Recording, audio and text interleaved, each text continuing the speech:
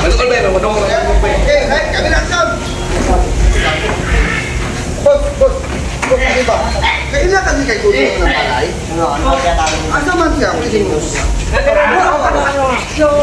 Mali ka, mali ulian na ni.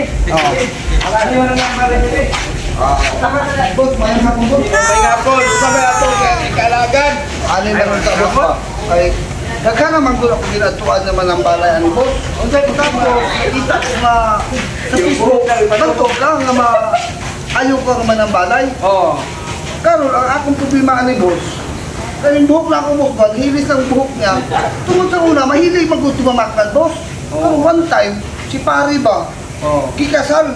Karon ipakad ko sila ni Mari, kalit na tulungan ako pilit-pilit ni sa ulo boss. Yan nga. Pariban. Paano ito ihalinan nga? Nahilis naman yung buhok na ako, naghisikap na akong lumot na ako. Pas ka namang bagaa. Ay, sayon.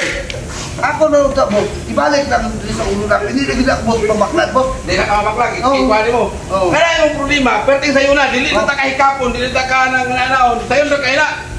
Kaya mo ang ulo, ibalin siya mong lubot, ang imong lubot, ibalin siya mong naong. Kung pagkaya na imong buhok. So, meaning to say, maglibang ko boss, mag-ana na po ko.